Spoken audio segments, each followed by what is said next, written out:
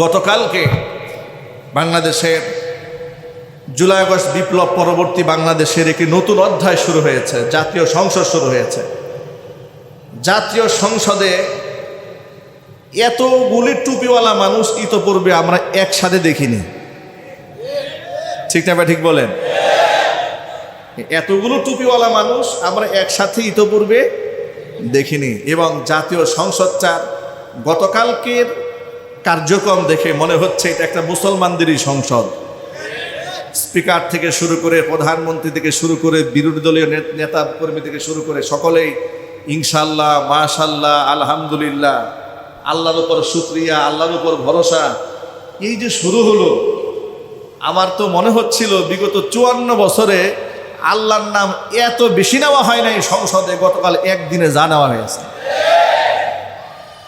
সবাই আল্লাহর শুকরিয়া আদায় করেছে। বিষয়টি অত্যন্ত পজিটিভ, এটা আশা জাগানিয়া একটা দৃশ্য।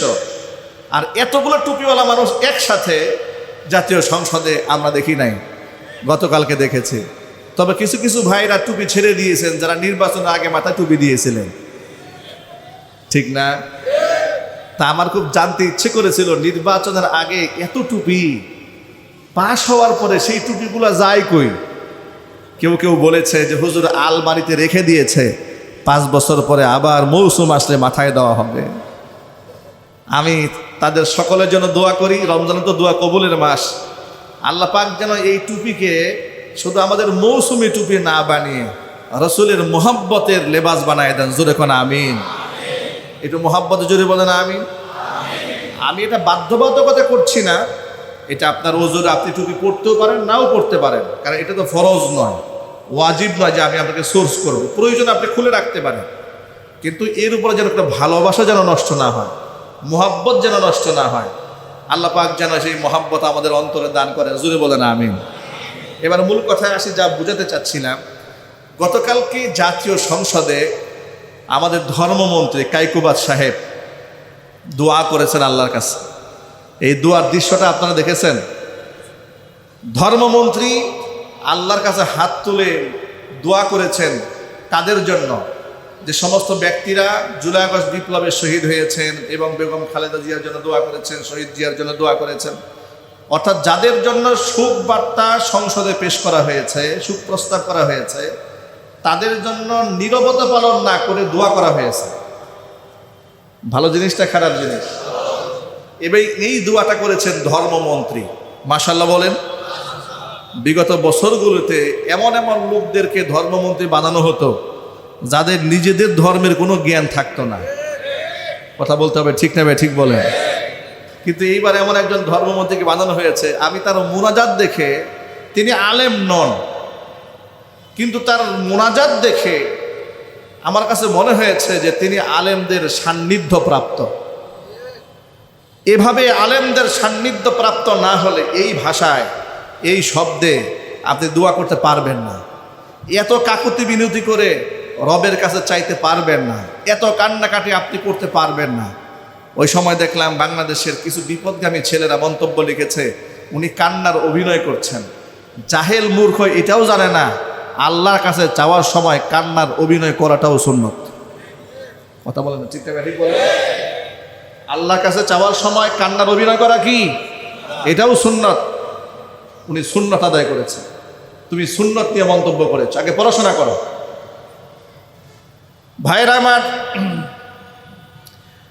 হাজারো হতাশার ভেতরে এই ধরনের দুই একটা আশা জাগানিয়া দৃশ্য আমাদেরকে অনুপ্রাণিত করে। আমরা আল্লাহর কাছে দোয়া করি রব্বুল আলামিন যেন আগামীর বাংলাদেশটাকে এইভাবে আল্লাহর উপর বিশ্বাস ভরসা নিয়েই যেন এই দেশের পরিচালকরা পরিচালনা করতে পারেন, সেই তৌফিক আল্লাহ পাক যেন দান করেন। জোরে বলেন আমিন।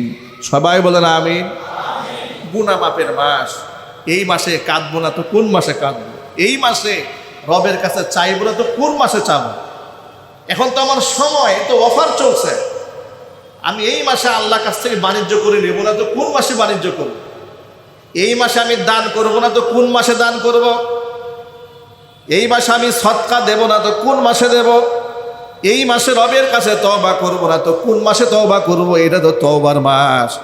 কোরআন মাজিদ আল্লাহ পাক বলেন, ইয়া আইয়ুহাল্লাযীনা আমানু কুতিবা আলাইকুমুস সিয়ামু কামা কুতিবা আলাল্লাযীনা মিন ক্বাবলিকুম লাআল্লাকুম তাত্তাকুন।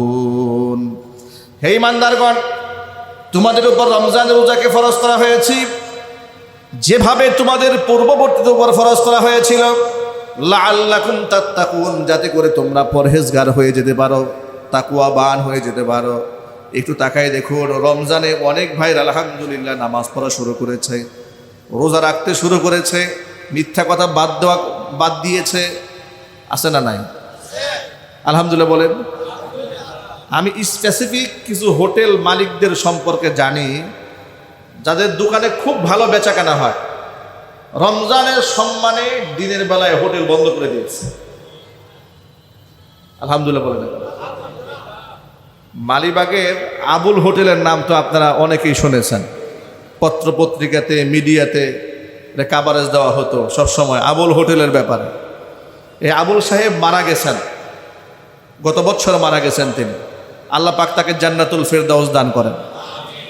রমজান শুরু হওয়ার আগে হোটেলের সমস্ত স্টাফদেরকে বেতন, বোনাস, এমনকি রমজান মাসের বেতন বোনাস সহ অগ্রিম 1 মাস আগে ছুটি দিয়ে দিতেন। পুরা রমজান হোটেল বন্ধ, কিন্তু স্টাফদের বেতন ফুল, বোনাস ফুল, ছুটি হয়ে যেত। রমজানের সম্মানে একজন জনপ্রিয় বিরাট আবুল হোটেল, তো নাম করা হোটেল, হাজার হাজার মানুষ খাওয়ার জন্য ভিড় ধরে থাকে। 1 মাস চললে কিন্তু 20 লক্ষ টাকা লাভ করতে পারত, 20 থেকে 30 লাখ টাকা ইনকাম করতে পারত। 20 লক্ষ টাকা ছেড়ে দিয়েছেন, 30 লক্ষ টাকার ছাড় তো বাদ দিয়ে দিয়েছে। 1 মাস রমজানের সমস্ত স্টাফদেরকে রোজা রাখার সুযোগ দিয়ে দিয়েছে, ইবাদত করার সুযোগ দিয়েছে, বেতন দিয়েছে, বোনাস দিয়ে ছেড়ে দিয়েছে।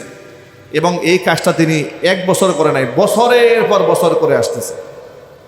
গত বছর দুনিয়া থেকে চলে গেছেন, দুনিয়ার সফর তো শেষ, প্রাপ্তি তো হয়ে গেল বিরাট বড়, ঠিক না ভাই? যারা এই হোটেলের সামনে লাল চাদর দিয়া মানুষদেরকে খাওয়ান, কালো চাদর দিয়ে মানুষদেরকে খাওয়ান, আর মনে করেন কেউ দেখে না, এই আবুল হোটেলের মালিক আবুল সাহেবের কাছ থেকে আপনারা সবক নিতে পারেন। এই দুনিয়ার সফর কিন্তু আপনারও শেষ হবে। আবুল সাহেবের সফর শেষ হয়েছে, কিন্তু প্রাপ্তিতে কতগুলো রমজানের রোজাদারকে তিনি রোজা রাখার সুযোগ করে দিয়েছেন। কোনো রমজানে কোনো ব্যক্তিকে তিনি খাবার দেন নাই, ক্ষুধাদ্রোহিত হবে, নাফরমানি হবে, আল্লাহ নারাজ হবে, এই কথা চিন্তা করে দুনিয়ার স্বার্থকে ছেড়ে দিয়েছেন। আল্লাহ পাক কি সম্মান কমিয়ে দিয়েছেন?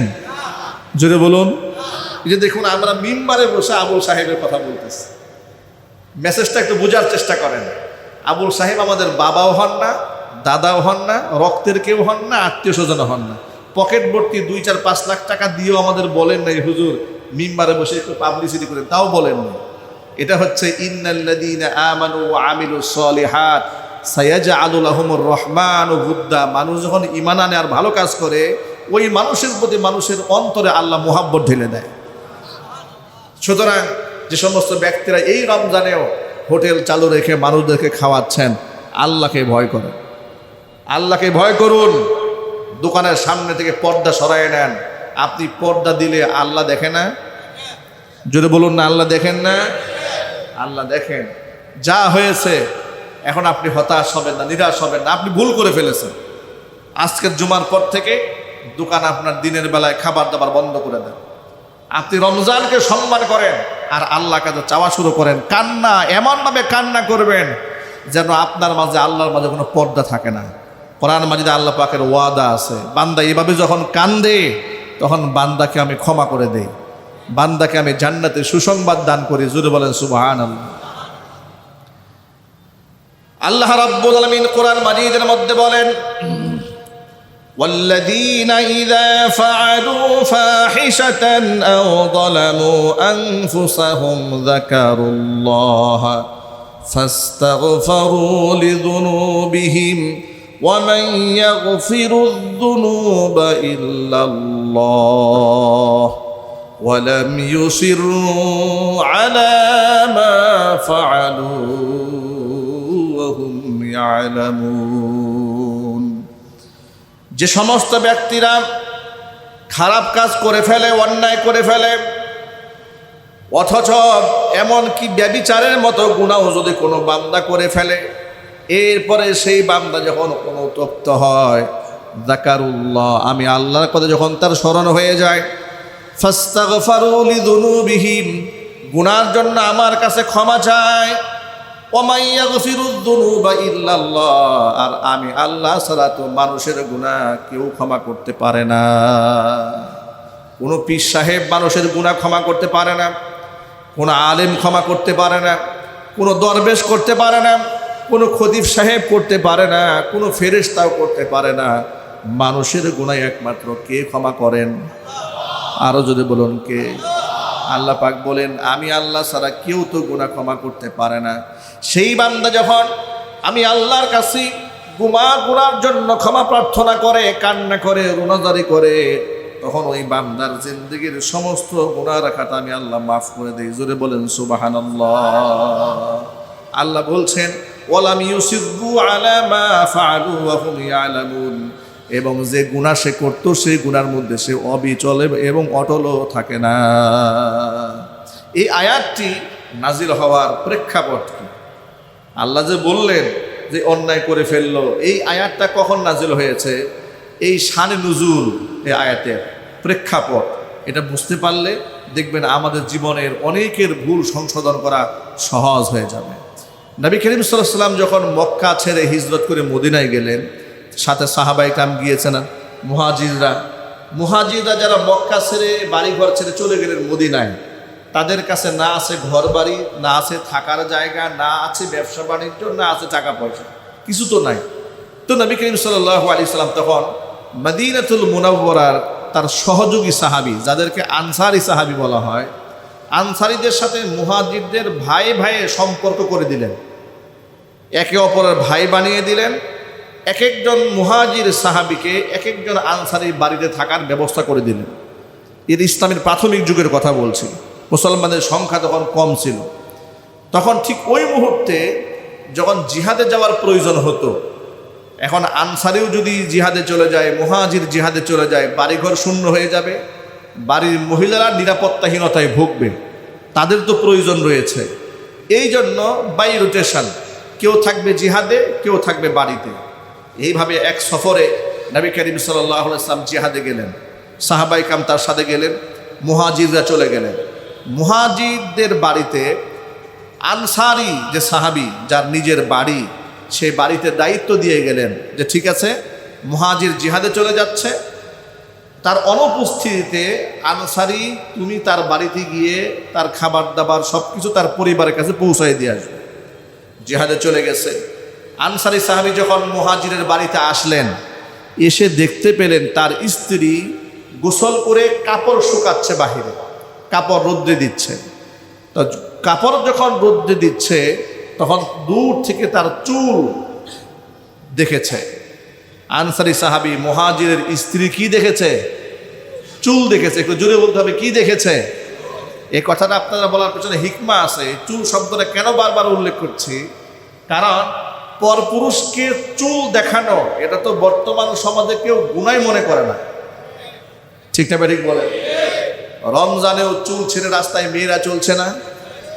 একটা সময় তো একটু লাজ লজ্জা ছিল মোটামুটি 20-30 বছর আগে। ইদানিং হায়া লজ্জা একদম বরবাদ হয়ে যাচ্ছে। মাথার চুল নাই, উড়না নাই, মাথার মধ্যে ঘুমটা নাই। আগে হুজুরদেরকে দেখলে একটু কাপড় টাপড় দিত, ইদানিং হুজুর দেখলেও কাপড় দেয়। কথা বল না। আগে আলেমদেরকে দেখলে মেয়েরা মাথায় একটু কাপড় দিত না? এগুলো আপনারা দেখেন নাই? ইদানিং দেয়, ভুলেও দেয়।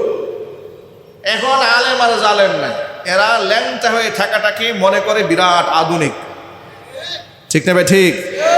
অথচ এই চুল পরপুরুষকে কিভাবে আকৃষ্ট করে দেখেন।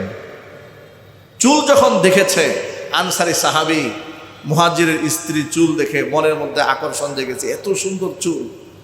শয়তান ধোঁকা দিয়েছে, বাড়ি খালি, কেউ নাই বাড়িতে, কাছে গেছে, একেবারেই নিকটতম হয়েছে।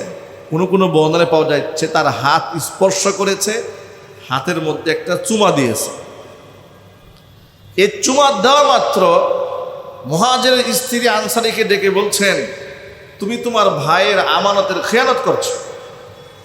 আমি তোমার ভাইয়ের আমানত দায়িত্ব দিয়ে গিয়েছিল মুহাম্মদ রাসূলুল্লাহ সাল্লাল্লাহু আলাইহি ওয়াসাল্লাম, তুমি আমাদের পরিবারের দেখভাল করবা, তুমি এই অন্যায়টা করে ফেললে। এই কথাটা বলা মাত্র তার মধ্যে এমন অনুশোচনা জাগ্রত হয়েছে, কারণ সাহাবায়ে কেরাম তারা মানুষ ছিলেন, ভুলের ঊর্ধ্বে ছিলেন না, বেগুনাহ মাসুম ছিলেন না। শয়তানের ওয়াসওয়াসায় একটু একটু গুনাহ হয়ে যাওয়ার পরে অনুতপ্তটা এমন মাত্রায় হতো যে পৃথিবীর ইতিহাসে তাদের ক্ষমাটা আল্লাহ রাব্বুল আলামিন স্মরণীয় করে রাখার জন্য কোরআন শরীফের আয়াত নাজিল করে দিত। তাদের ক্ষমাটা, তাদের অনুতপ্ত হওয়ার বিষয়টা এতটা গভীর হতো। আনসারী সাহাবীকে যখনই বলল, তুমি তোমার ভাইয়ের আমানতের খেয়ানত করেছ, সাথে সাথে তার হুঁশ ফিরে এসেছে, আমি তো ভুল করছি, অন্যায় করছি, আমি আমার ভাইয়ের স্ত্রীর হাতের মধ্যে হাত রেখে চুম্বন করেছি, আমি তো জিনা করে ফেলেছি, ব্যভিচার করে ফেলেছি। এবার তিনি কান্না করতে করতে ঘর থেকে বের হয়ে গেলেন। এত লজ্জিত হলেন, এত শরম পেলেন, পাবলিকলি আর মুখ দেখান না, পাহাড়ের উপর গিয়ে কান্নায় করেন, আল্লাহকে ডাকেন, ক্ষমা চান, সিজদায় পড়ে কান্নায় ভেঙে পড়েন। ইতোমধ্যে জিহাদগুলো শেষ হওয়ার পরে মুহাজির যখন বাড়িতে ফিরে এসেছে, ওই তাকে দায়িত্বে রেখে যাওয়া আনসারী সম্পর্কে স্ত্রীর কাছে জিজ্ঞেস করলেন, খবর কি তার? তিনি বললেন, তিনি তো একটা অন্যায় করে ফেলেছেন, অন্যায় করার পরে আমি তাকে যখন সতর্ক করেছি, কান্না করতে করতে ঘর থেকে বের হয়ে গেছে। বলে কোথায় গিয়েছে? বলে সম্ভবত পাহাড়ে চলে গেছে, দেখছি এদিকে গিয়েছে। এখন সেই আনসারী সাহাবী তাকে খোঁজখবর নেওয়ার জন্য মুহাজির চলে গেছে পাহাড়ে। গিয়ে দেখি এমনভাবে কান্না করছেন, পাগলের মতো, উন্মাদের মতো হয়ে গেছে। উনি বললেন, ভাই তোমার না হয় একটা ভুল হয়ে গেছে, মানুষের তো ভুলের ক্ষমা আছে, এক কাজ করো, চলো আমরা হযরতে আবু বকর সিদ্দিক রাদিয়াল্লাহু তাআলা আনহুর কাছে গিয়ে এর একটা সমাধান খুঁজি, যে কাজ তো একটা হয়ে গেছে, ভুল তো একটা হয়েছে, একটা সমাধানের রাস্তা থাকবে না, চলো আমরা আবু বকরের কাছে যাই। তিনি বলেন, আমার শরম হচ্ছে, আমার লজ্জা হচ্ছে, আমি এমন একটা কাজ করেছি এটা আবু বকর জানবে, এটা আমার খুব লজ্জা হচ্ছে। সুবহানাল্লাহ বলেন। গুনাহকে সাহাবীরা এত ভয় পেতেন, লজ্জা করতেন গুনাহকে। আর পৃথিবীর দ্বিতীয় বৃহত্তর মুসলিম দেশ বাংলাদেশে প্রকাশ্য দিবালোকে, পার্কে, মার্কেটে এক যুবক যুবতী জড়াজড়ি করে বসে থাকে, বিশ্ববিদ্যালয়ে কুলের মধ্যে মাথা রেখে শুয়ে থাকে পর পুরুষের সাথে। কথা ঠিক নেবে ঠিক জুড়ে বলেন। নির্লজ্জতা, বেহায়াপনা, অশ্লীলতা কোন পর্যায়ে চলে গেছে। এই জন্য আল্লাহ রাসূল বলেছেন, খায়রুল কুরুনি কারনি, পৃথিবীর মধ্যে শ্রেষ্ঠ যুগ হচ্ছে আমি মুহাম্মদ সাল্লাল্লাহু আলাইহি সাল্লামের যুগ, যে যুগে মানুষ অন্যায় তো করতোই না, অন্যায় করলে প্রায়শ্চিত্ত ভোগ করার জন্য মৃত্যুদণ্ড চেয়ে নিত, কিন্তু জাহান্নামের আগুন বরদাস্ত করতে পারতো না। চিৎকার দিয়ে কোন আল্লাহু আকবার। আনসারী সাহাবী কান্না করছেন পাগলের মতো। মুহাজির বললেন, চলুন আবু বকরের কাছে যাই।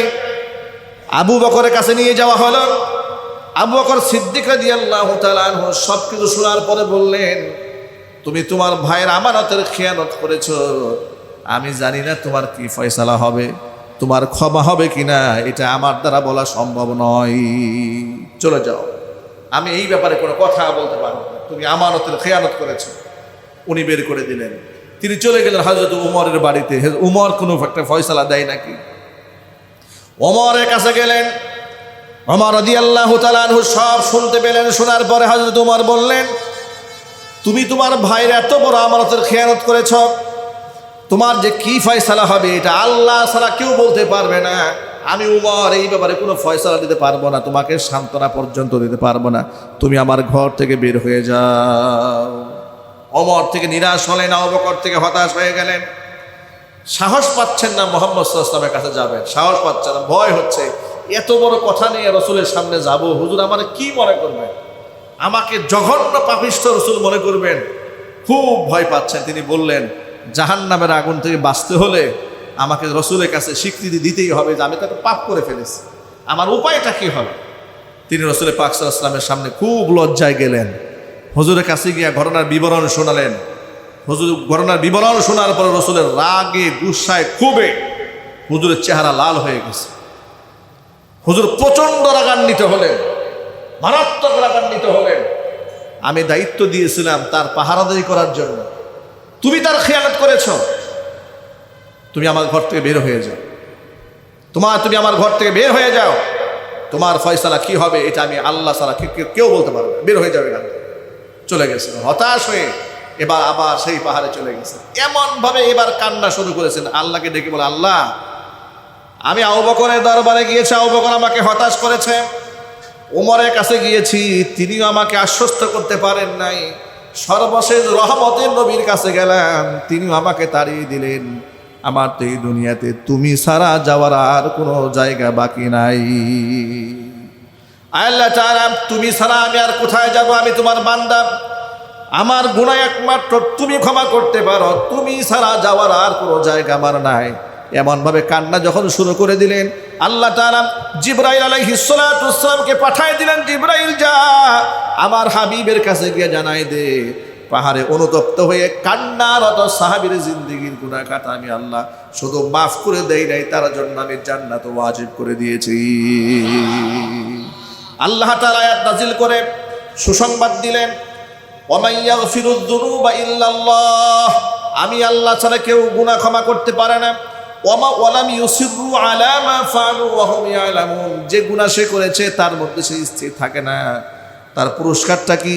উলাইকা জাযাউহুম মাগফিরাতুম মির রাব্বিহিম ওয়া জান্নাতুন তাজরি মিন তাহতিহাল আনহার খালিদিনা ফিহা ওয়া নি'মা আজরুল আমিলিন।